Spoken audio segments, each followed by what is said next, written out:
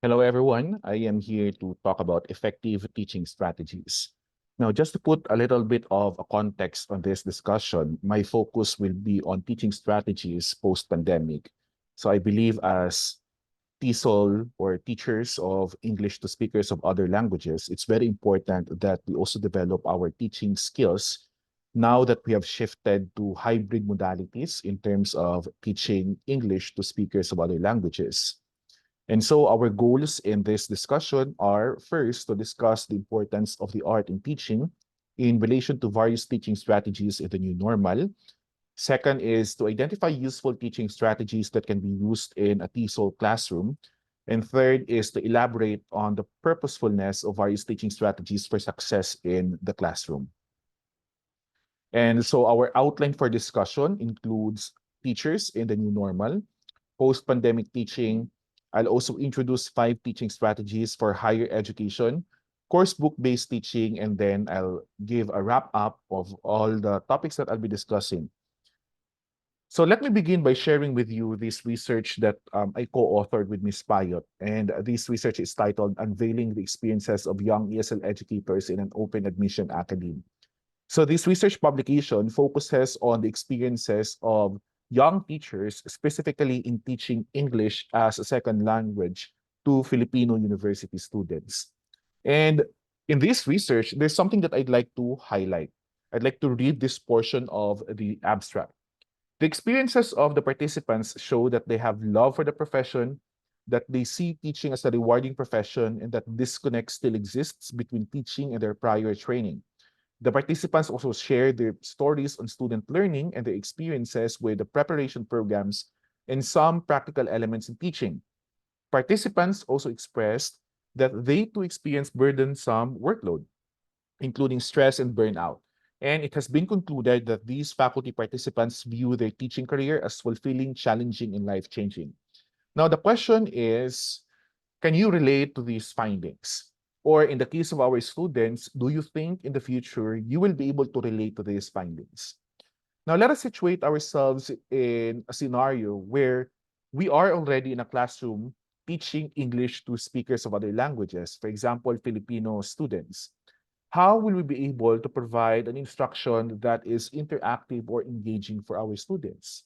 And how will we be able to manage our time in order to address not only the needs of our students, but also the overall instruction that we provide to our students in a classroom setting?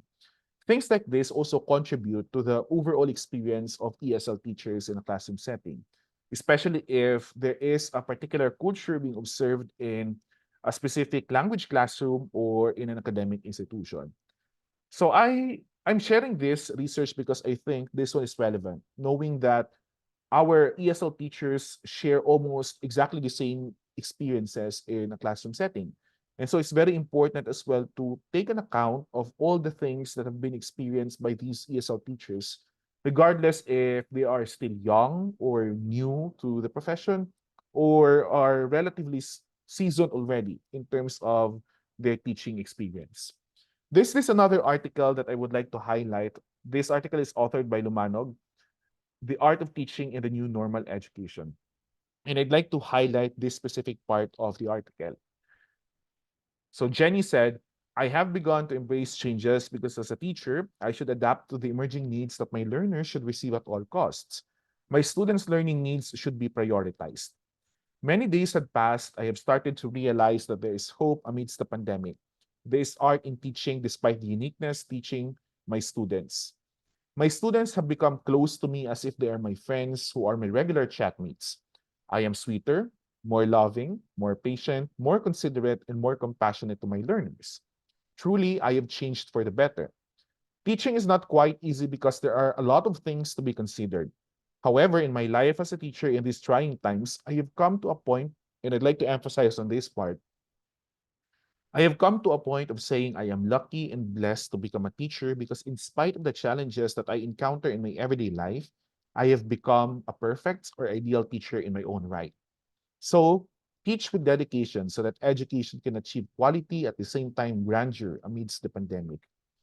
Nowadays, especially that we are in the post pandemic era, if we call it that way, we have been experiencing already significant adjustments to our instruction. And these changes or modifications with the way we teach our students heavily impacted also our mechanism in implementing our lessons. We needed to consider not only the needs of our students, but also our classroom needs, the immediate ones. For example, access to technology and various resources that our students will primarily use in the classroom. All of these factors affect our teaching of English to speakers of other languages. And so, the success rate of our teaching heavily depends on what we provide to our students based on the readily available resources in our classroom. So, as teachers in the new normal, there are things that we need to remember, such as accepting change, in which we need to be open to learning new platforms, such as the use of technology. At the same time, we need to accept and learn from our mistakes. So if we exhibit some problems in handling our students, it's very important that we also accept and learn from these mistakes or these failures. And it is through this that we get to develop our teaching strategies too. Next one, we also need to reflect on our current practices. We have to contemplate whether the practices that we are implementing in our classroom are still relevant to the needs of our learners. It's important to reflect as well on existing lessons and methods and to redesign them based on the current situation we are in. This way, we are really becoming so flexible and at the same time sensitive of the needs surrounding us. Lastly, it's important to extend learning at home. So gone are the days when we just provide our learners tasks to be done inside the classroom. So there are also some extensions that we can provide, such as providing activities or other evaluative tasks for our students that they can accomplish at home. Learning at home has become a trend already, and this is the best way for us to reach the learners where they are at. According to Stephanie Smith Buday in 2022, there are 5 things to remember as far as post-pandemic teaching is concerned. First one, we need to be flexible. So when we teach in an online platform, for example, or when we provide synchronous sessions to our students using various technologies, it's important to always be to be always flexible in terms of how we deliver our instruction or our lessons to our students. This comes along with the understanding or the consideration that we need to provide our students, knowing that there might be some limitations also with the platforms that we are using. For example, the presence or emergence of various technological issues that most of our students, especially in the case of the Philippines, are experiencing. Next one is also important for us to be ready to pivot. At the same time, to humanize learning, to integrate culturally responsive practices, and to leverage our use of education technology. So I will provide further explanations of these 5 in the next slides. Now, the first one is to be flexible. The lesson may not always go as intended, as we always experience being teachers. Students may not connect with learning activities as you had hoped, and assessment scores may not indicate the level of growth you know your students are capable of. So for our students who may want to become a teacher in the future, you have to expect also that in a classroom setting, not everything that you are expecting to happen will surely happen. There might be some changes along the way or in the course of the implementation of the instruction. The reason being is that your students may have different needs, and most of these needs may emerge in the classroom setting, right at that moment when you are delivering the instruction. Hence, this calls for pedagogical flexibility, in which you need to ensure that you also have to adjust based on the needs of your learners in the classroom setting at that very moment. However, as mentioned, we need to be flexible, patient, and allow mistakes because this is where we get to learn lessons when we fail or when we get frustrated about things that may not be in accordance to how we envision our classrooms to become. Now, when students know that their teacher is flexible, they can work without pressure and the risk of stifling their creativity is definitely minimized. Second one, we also need to pivot. Similar to how we had to pivot to remote and online learning during the pandemic, we must be prepared and ready to pivot again because we don't know when there will be another, let's say, health crisis or there will be sudden suspension of classes due to unforeseen circumstances. events like this will really test our readiness. And so we always have to prepare ourselves to pivot, to adjust, to modify, just in case we are faced with these situations. For example, your school may need to pivot from remote to virtual learning or pivot from traditional instruction to teaching to support learning loss. So this is exactly what happened when we were on the height of the pandemic. Now, for some, we may need to pivot back to in-person instruction and or dual audience learning from fully online learning. So that's why we have the hybrid modality nowadays in which we try to be very flexible by using both synchronous and asynchronous sessions partnered with in-person sessions. Whatever our transition is, we have to remember to be ready to pivot with the same goal of supporting student learning. Because as teachers of English to speakers of other languages, we always have to equip ourselves with that readiness so that regardless of the situation that we are facing inside our classroom, we are prepared. We are ready to face or to address them. Next one is also very important to humanize learning. As educators, we always need to know that learning should be student-centered and personalized to meet the individual needs of our students. At the same time, we cannot ignore the persistent trauma many of our students have faced as a result of the pandemic. So, because the pandemic impacted us in many ways, we also need to be human, to consider also the situations of our learners. And some of these learners are yet to adjust to the current setup that we have. So when we provide our TESOL instruction, it's important that we also consider their needs. At the same time, the adjustments that they have to go through, knowing that we have shifted from one modality to another.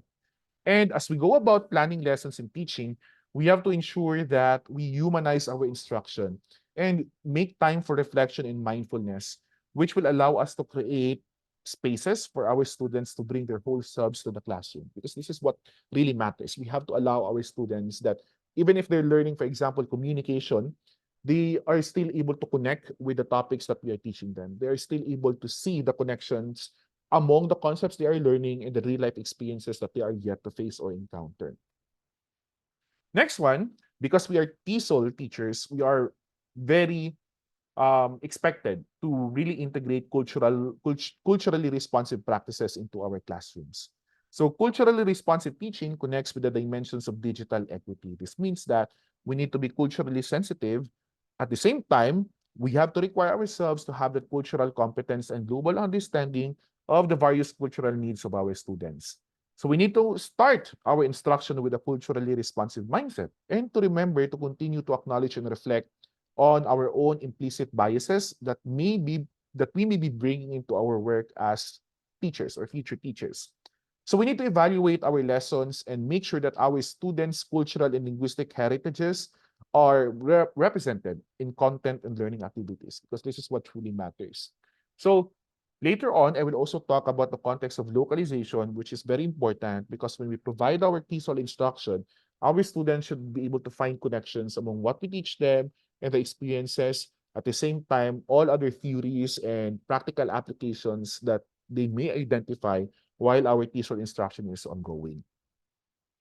Of course, because we are teachers or we are future teachers, it's important for us to maximize also the use of technology because technology has also enabled interaction or engagement within a classroom setting. And in TESOL, this one is very important.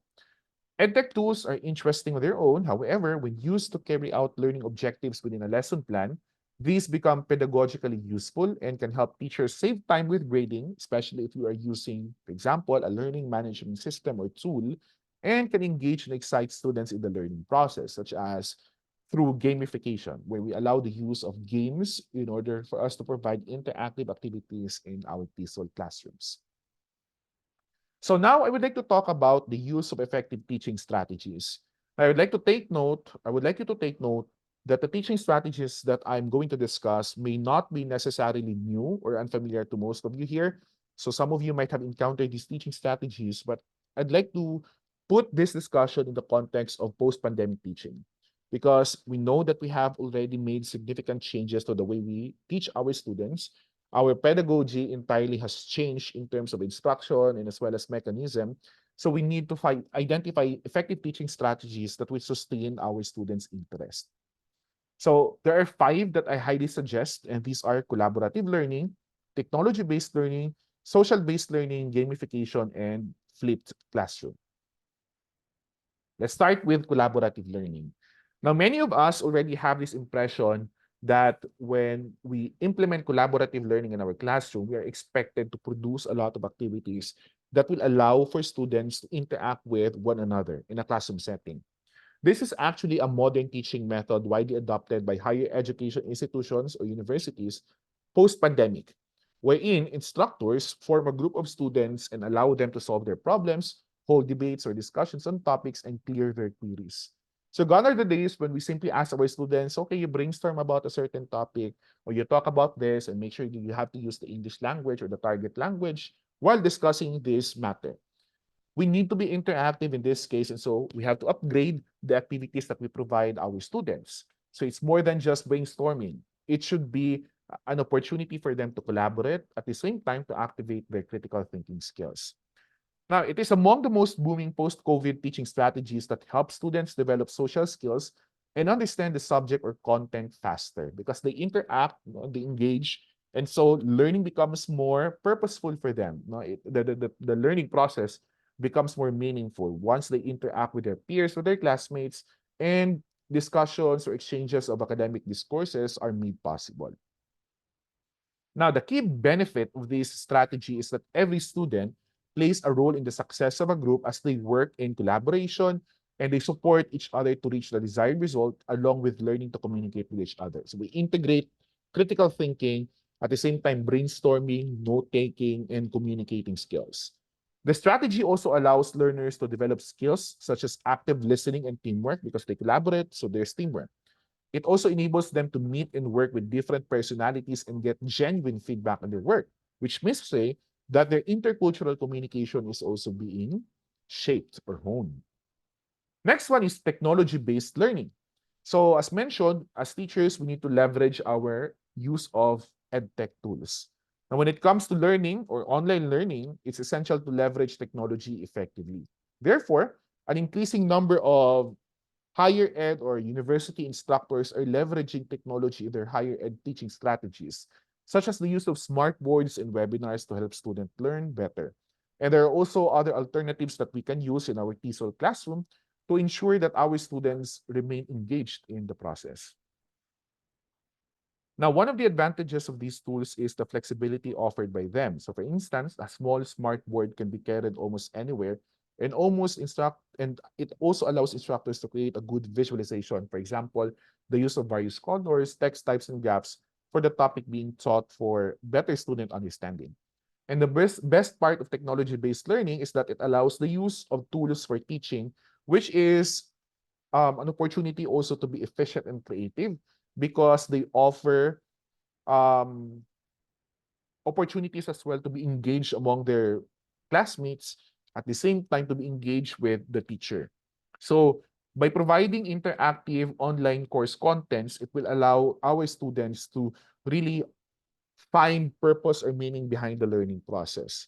So the use of technology can be helpful or instrumental in allowing our students to have a first-hand experience which is interactive or enjoyable or fun. Next one is social-based learning. So not only technology can be used, but also the art of socializing or interacting with their classmates or even with the bigger society. With the shift from online learning, socialization, which is one of the important aspects of learning, is something that academics needs.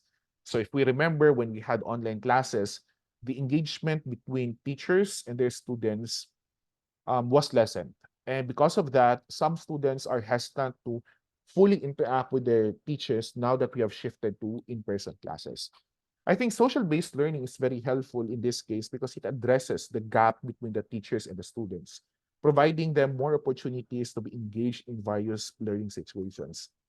That is why many instructors are now adapting the inclusiveness of socialization in their teaching strategies for higher education and online teaching to help learners alleviate the lack of motivation. This is also one good way for us to ensure that students' motivation in the learning process is achieved, at the same time, sustained. Now, there are various forms of social-based activities that we can implement in our classrooms, such as the use of virtual tours and interactive forums. For example, when instructors use virtual tours and interactive forums to start new discussions, These activities give our students a space to ask questions, to submit assignments, at the same time, to navigate a certain learning platform independently. Online meetings are also very essential because they create online situations where they can discuss with with their classmates or with their teachers, at the same time to bring up concerns or questions, at the same time to give suggestions that will improve the class or the learning sessions. In relation to technology-based learning, gamification has also been identified as one of the most effective teaching approaches that we can implement in our classroom. Now, one of the most exciting teaching strategies in higher ed is the use of games, which will allow our students to find more interaction opportunities with their fellow learners. Now, unlike the popular notion that gamification techniques are significantly only in the elementary or the preschool system, this may also be used in a TESOL classroom, as they are equally effective for adult or young adult learners. So there is this need to incorporate various interesting techniques and gamification strategies to engage our students for a longer time and to ensure that this interest, despite the longer period, is sustained. Now, there are several online platforms that we can identify under gamification. These include online quizzes, games, puzzles, and more for higher ed students that instructors can take help from. So there are various platforms or tools that we can also use in our learning management system to allow us to implement games within our online classrooms. The same can be used in in-person classes, where the use of technology can also be incorporated into in-person classes or instruction. Next one. As teachers, especially TESOL teachers, it's important for us to understand the concept of flipped classroom as a teaching strategy. Unlike traditional teaching methods in a flipped classroom strategy, learners study new material or content independently and practice the same either physically or virtually. So this method is the reverse of offering content in class and asking students to practice it at home. So traditionally, we provide instruction first, we provide input first in the classroom, and then we ask them to accomplish something in the form of, for example, homework. But this is the opposite, or this is the reverse version. The main advantage of flipped classroom teaching strategy is that students get enough time to understand the topic because they usually start with undergoing a specific task, and in the process, they are understanding concepts, and after which they are provided input regarding the concept that you are trying to integrate in the activity. Further, this will also enable our students to suggest ideas related to the content and share them with their peers, either virtually or in person. So, Trilling and Fadel in 2009 defined what a flipped classroom is. So, according to them, a flipped classroom is involved, it seeks relevance and impact, it's task-oriented, problem-centered, students have freedom to choose and express, it's customized or personalized, and it allows students engagement, and it ensures speed as well in the learning process. So if you can see, there is really a set of advantages that you can get out of the implementation of flipped classroom strategy in your own TESOL classroom. So what to prepare if you want to use flipped classroom strategy? Of course, you need to have live learning, which includes session plan or session guide. And then there would be pre-session or post-session, such as through the use of homework materials, wherein you can use concept notes and worksheets to supplement the pre and post-session activities. And of course, your platform is really needed. For example, Zoom or your learning management system. So in a flipped classroom, there is a pre-session homework provided. So prior to the discussion of a specific TESOL concept, for example, before you discuss reading skills, you provide them with a homework first. It's called a pre-session homework. So here, you give them concept notes or guided notes or maybe handouts, simplified handouts only, and writing to learn worksheets that will allow them to track the learning process, the pre-learning process. And then there will be the live learning session in which a session guide is very useful. So in the live learning session, this is where you are going to provide the input to the learners. And then after providing the input, you will proceed now to the post-session homework. So this is like an evaluation of what they have learned. And of course, appropriate academic consultation has to be provided as well to supplement the classroom instruction. So in this phase, an activity sheet or other homework learning materials or activity materials can be used. So to explain, pre-session homework is where you will be using concept notes or guided notes.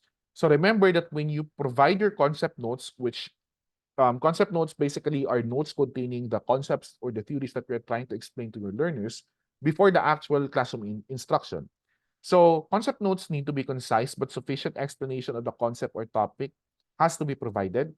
There has to be examples with, of course, explanations so that they will also have a clearer understanding of the concepts they are being introduced to.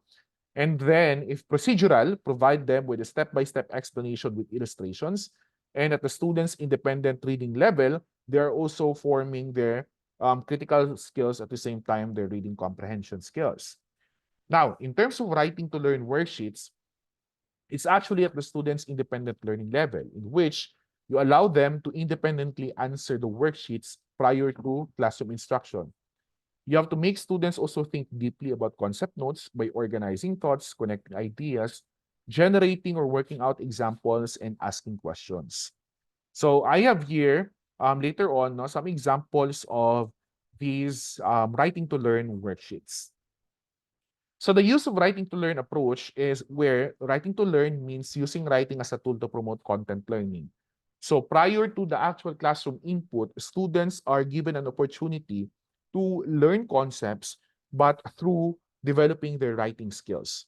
When students write, they think on paper, and so their thoughts and their understanding of the topics pre-actual discussion are reflected on that paper where they have written their reflections or their understanding of a specific topic. So these are examples of writing to learn worksheets. For example, you can see here specific topic, references, the summary, so factual questions, no open-ended questions, and then other reflection questions or prompts that will allow them to really think about the topic that you have provided them. Take note, these worksheets are provided pre-classroom setting. So before you discuss a specific TESOL concept, these worksheets are provided to allow them to process their thoughts at the same time to write down the thoughts that they have prior to actual classroom interaction. So this is another worksheet here. For example, I wonder when, I wonder how, I wonder if, I wonder about, and I wonder why questions. These are other examples that you can use also as writing to learn worksheets. For example, we can have reactionnaire, 3x3 activities, and other worksheets that develop students' reading skills, such as SQCP. So these pre-formats or templated worksheets are very essential because they also guide the students in their learning process. Next one is during the live learning session. Now, let's say you're done already with the pre-session homework or the pre-session activities. You will have to proceed now to the live learning session where you will be guided by a session draft or a session guide, which will outline the topics that you are going to discuss in the classroom setting. And once you are done providing the input to your students, you may proceed to post-session homework and academic consultation. And of course, activity sheets come handy if you want to evaluate your students' learning or comprehension. Now, the last teaching approach that I would like to highlight in this discussion is course book-based teaching. Now, many of us failed to realize the importance of course books.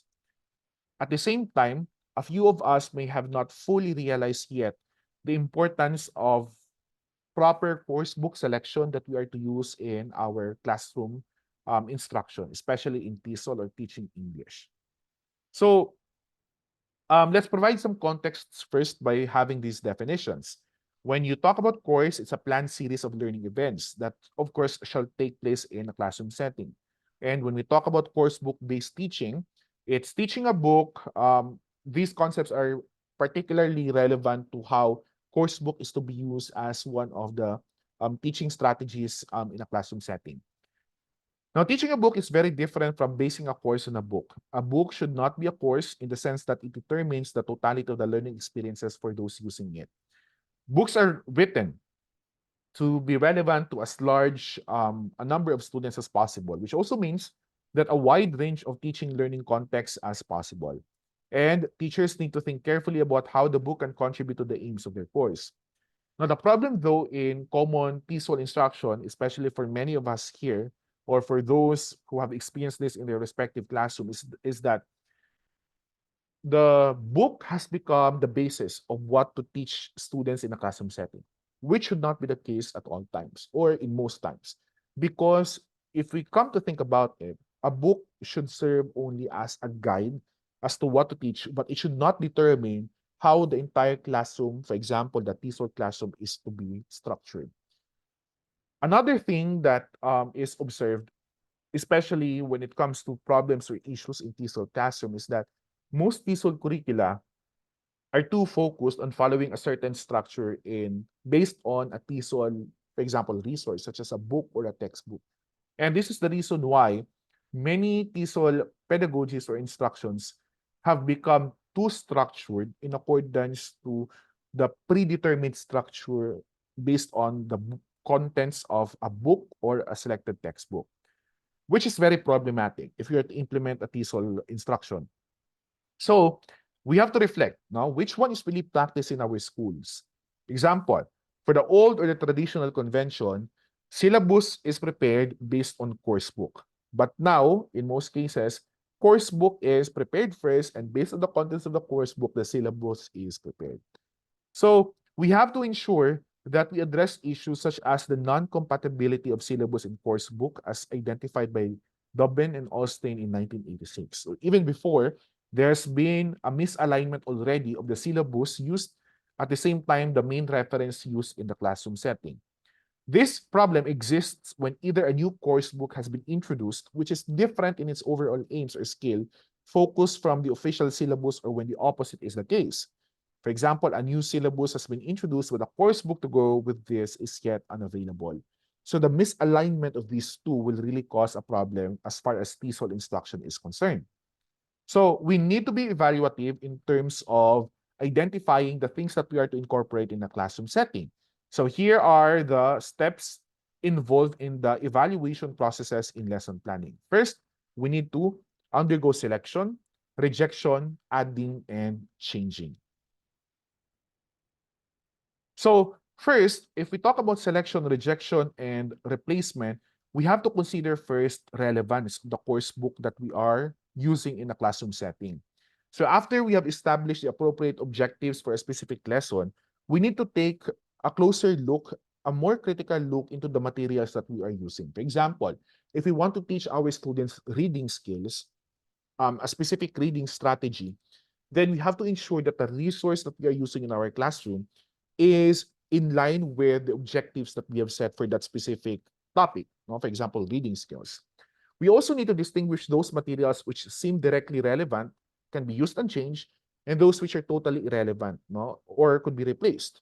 So some materials may be relevant, but pressure of time makes it impossible to include them in the lesson, especially if you have materials that are too thick, that have a wider scope or coverage. And so we need to trim down our selection of materials and choose only those that are within the period of the implementation of our sessions. So what is likely, and of course this will depend on the care with which the coursebook was originally selected, is that much of the material falls somewhere between the extremes of totally relevant and irrelevant. So we have to be very mindful or careful with how we select, how we reject, or replace the materials that we are using in our TESOL classrooms. Next one, as far as adaptation is concerned, Madsen and Bowen in 1978 stated that every teacher is in a very real sense an adapter of the material they use, employing one or more of a number of techniques such as supplementing, editing, expanding, personalizing, simplifying, modernizing, localizing, or modifying cultural or situational content. Tomlinson in 1998 adds that reducing, adding, omitting, modifying, and supplementing are all processes involved in adaptation. So we cannot just adapt to a specific reference without really trying to identify if there are aspects of the resource that needs to be reduced, or if there are things that need to be added because we feel like certain topics need to be added based on the needs of the skills of our learners. So the purposes of these are to make the material more suitable for the circumstances in which it is being used and to mold it to the needs and interests of our learners, and to compensate for any intrinsic deficiencies in the material. For example, if you have chosen a material that has linguistic inaccuracies, no, yung may mga lapses, or if there is already outdatedness, or lack of authenticity and variety in the topics or activities included in that course book. So if we talk about adaptation as a form of adaptation, there are specific strategies to do this one. For example, we have extemporization, in which we allow spontaneous substitution, no, in the course book that we are using. There could also be extension. We have an existing course book, but we can enhance it by supplementing other materials with it, or by providing further activities that will extend the scope of the course book that we are using in the classroom. And of course, we have exploitation. For example, an existing course book may be used as a guide, and then we try to be innovative, creative, or to utilize other available resources. So we exploit the course book by using it as our main reference or as our go-to source in our classroom discussions. At the same time, we use other supplementary materials to be creative or innovative with our instruction. Now, adaptation has changed. We have to consult also ourselves as well as our learning objectives. What's really the objective of the activity that we are implementing? What does the exercise get the learner to do? Or what do I want the learner to do? How can I get the exercise to do what I want it to do for the learner? So these are the things to consider in terms of adaptation as far as change is concerned, according to Coningsworth in 1984. So there are also some principles that govern motivating change. For example, when we change a certain course book in our TESOL instruction, there are certain reasons why we do so. For example, we want to localize. We recognize the need for contextual relevance. So when we provide, for example, reading passages to our TESOL learners, it's important that we give them global insights of what they're reading, but we should not forget as well that a more localized or contextualized version of the reading passages needs to be introduced to the learners as well. That is for them to find connections among the concepts that they are reading or comprehending. Next one is that personalization is also important because this is the way for us to increase the relevance in relation to learners' interests and needs. So when we personalize, we're ensuring that we are considering the personal needs, the individualized needs of our learners. And in relation to that, individualization is to address the learning styles of our students, our TESOL learners. Modernization, as mentioned, we have to adapt and to optimize technology use in our classroom. So we have to allow changing any instances of language use that seem to be outdated, by advancing our use of technology or by using a more updated version of the language. And of course, we have to simplify because TESOL is intended to teach our learners a target language which may be totally foreign or new to them.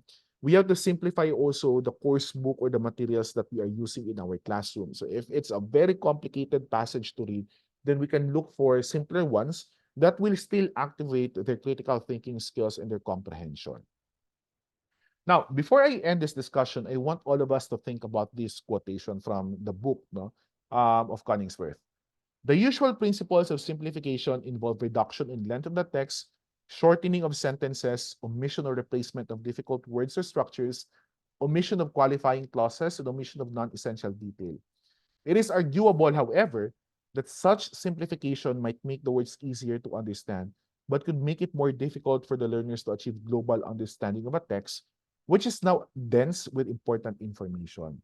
Now, we have to understand as well as TESOL teachers that even if we try to localize, personalize, individualize, modernize the classroom instruction that we provide them, we should not also discount the fact that global understanding and competence collectively is still important, especially that we are teaching them a language that may be considered as their second or their foreign language. And so understanding of the culture behind the use of the English language is also significant. It has to be emphasized or underscored in your TESOL classroom. This global understanding of the text will also open their eyes, their minds, and their hearts to a more in-depth understanding of the language that they are targeting to learn. In that case, it's the English language that we are teaching them in a TESOL classroom. So to end this discussion, I'd like to share this quotation by Ken Robinson. Teaching is a creative profession, not a delivery system. Great teachers do pass on information, but what great teachers also do is to mentor, stimulate, provoke, and engage. And as TESOL teachers, or future TESOL teachers, it's important for us to achieve all of these actions, to mentor our learners, to stimulate them so that they will be interested in learning, to provoke their curiosities, and of course, to engage them in our classroom instruction. So thank you very much for listening. And if you have questions, feel free to comment or send a message. Thank you very much.